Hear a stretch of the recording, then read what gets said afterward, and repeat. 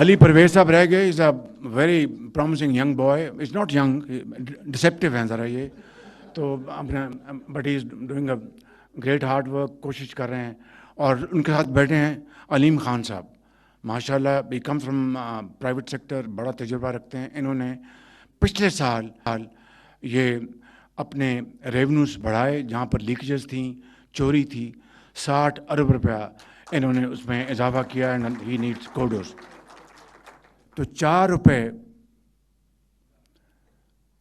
4 पैसे बिजली की यूनिट में कमी की जा रही है फॉर इंडस्ट्री. मेरा अगर बस चले तो मैं इसको 10 रुपये और कम करूं, लेकिन हाथ बंधे हुए आप अच्छी तरह जानते हैं.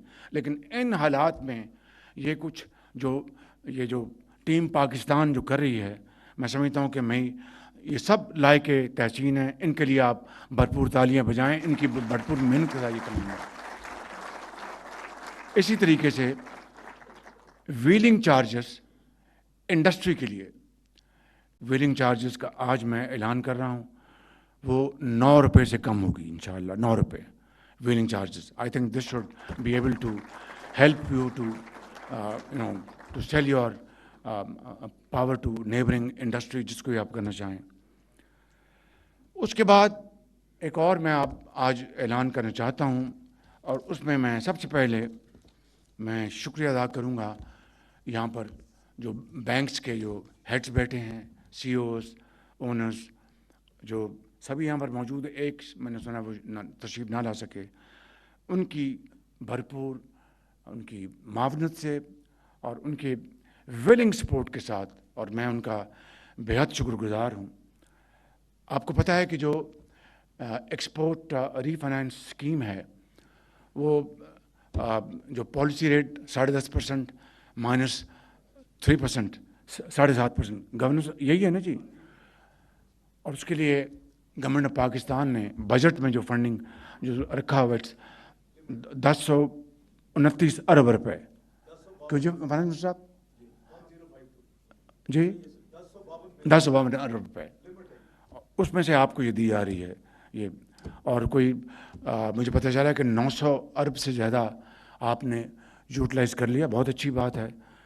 तो इस वक्त जो एक्सपोर्ट रीफाइनेंस स्कीम जो है वो 7% पे है, 7.5% पे.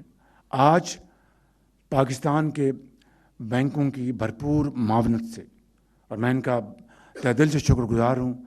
इसलिए मैं इसके बाद इनको भी मैंने ट्रॉफ़ी देनी है. इनके मावनत से जो एक्सपोर्ट ये जो फॉर एक्सपोर्टर्स, इसमें 7.5% से मज़ीद कमी करके 4.5% हम लेके आ रहे हैं.